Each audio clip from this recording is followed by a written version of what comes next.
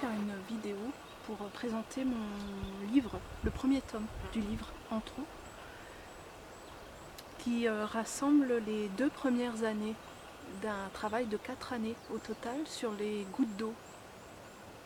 Et sur les gouttes d'eau, les gouttes de pluie, de rosée dans la nature. C'est un travail donc fait en milieu naturel, en spontané. Il n'y a pas de composition, pas de préparation. Il n'y a pas de retouche informatique.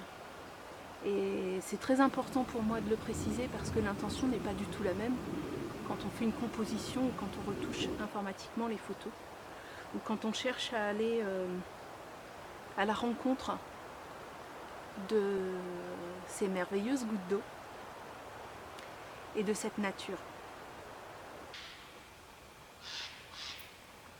Ce livre est dédié à l'eau comme ressource naturelle essentielle à la vie et à la régénération du vivant, et donc à la santé de l'être humain.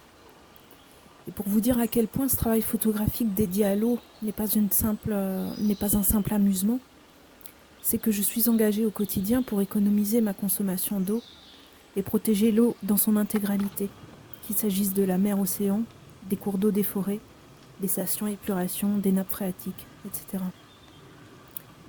Vous pouvez, si vous le souhaitez, découvrir davantage mon chemin de vie à ce propos par les autres vidéos YouTube que j'ai consacrées à mon mode de vie en permaculture globale et à l'émergence d'un nouveau paradigme, c'est-à-dire un nouveau modèle de société.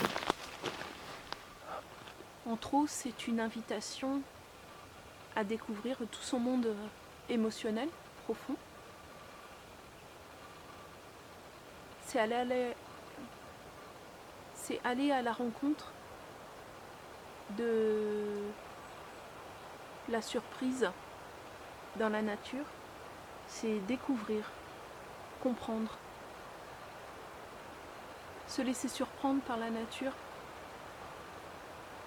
et accueillir sa dimension effectivement divine.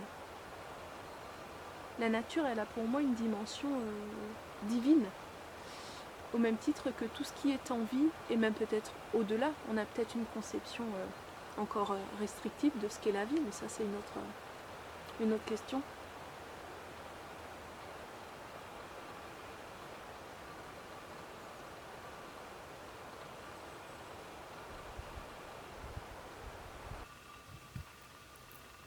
C'est aussi l'eau dans sa dimension symbolique du féminin sacré, accordé ou réaccordé avec un masculin lui aussi, tout aussi sacré. Les perles d'eau sont une porte d'entrée vers notre dimension émotionnelle profonde. Chaque goutte est comme le ventre d'une mère. Chaque goutte est comme la naissance du moi.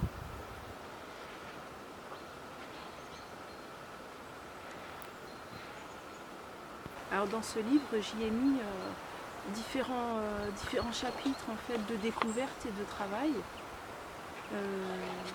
Les gouttes d'eau sur le végétal, les gouttes d'eau sur le minéral que j'adore. J'adore tous ces éléments de la nature et en particulier le minéral et le végétal. Parce qu'en fait, quand on porte attention à la composition de tout ça, et de tout ce qui est sous terre, évidemment, et ben en fait, c'est les mêmes éléments qui composent notre corps.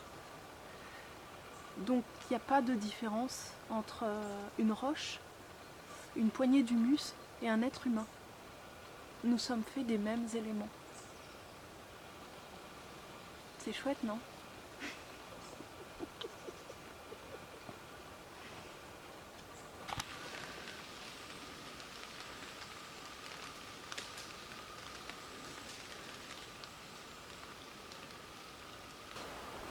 Et dans mon cheminement personnel, je découvre ce qu'on peut appeler la voix du cœur.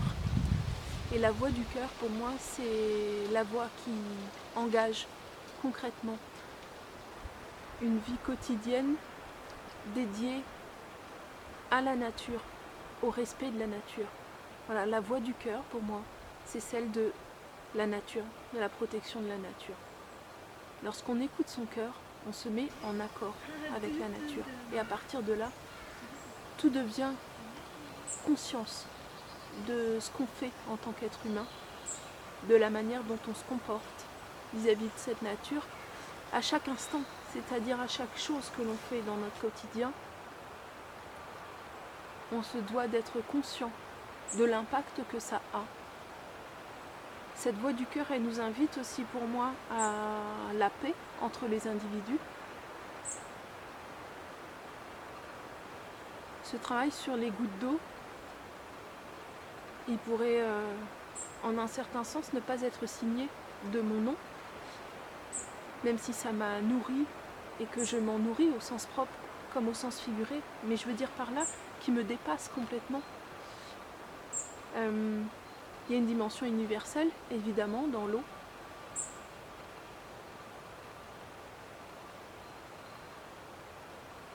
Ce travail dédié à l'eau dépasse ma propre personne, ma propre individualité.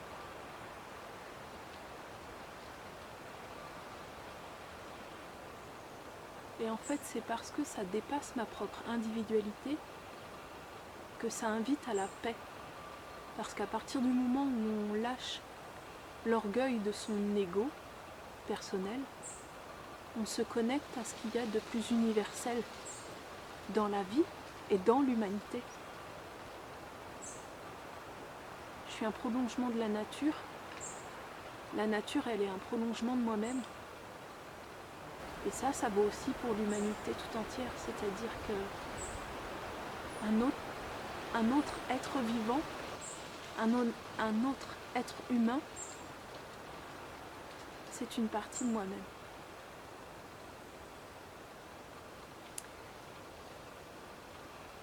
Et ça vaut aussi pour l'humanité.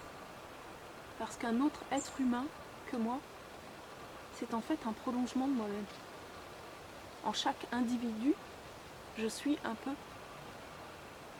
Et en moi, il y a un peu de chaque autre individu humain, de chaque autre individu naturel, vivant. Il y a un bout de feuille, il y a un bout de roche, de montagne, un bout d'arbre, un bout de nuage. Il n'y a pas de différence finalement entre la nature et moi. Et il n'y a pas de différence entre tous les autres êtres humains et moi. Voilà, c'est ça ma conception de l'écologie et de l'humanité. C'est ça ma conception de l'amour et de la paix. Je suis très émue en vous le disant parce que c'est sincère, c'est exactement ma vision des choses. Et c'est ce que je ressens au quotidien pour la nature et pour les êtres humains. L'eau, c'est la voix que chuchote la vie et l'amour à nos oreilles. Voilà, j'espère que vous aurez apprécié découvrir ou redécouvrir l'intention du travail sur ce tome 1 et que si vous avez aimé, que ça vous donne envie tout simplement de l'acheter, de soutenir mon travail, mon intention et ma démarche pour la nature et pour cet équilibre vital et sacré entre le masculin et le féminin. Et j'espère aussi que ça vous donnera l'envie de découvrir le tome 2 qui est en préparation.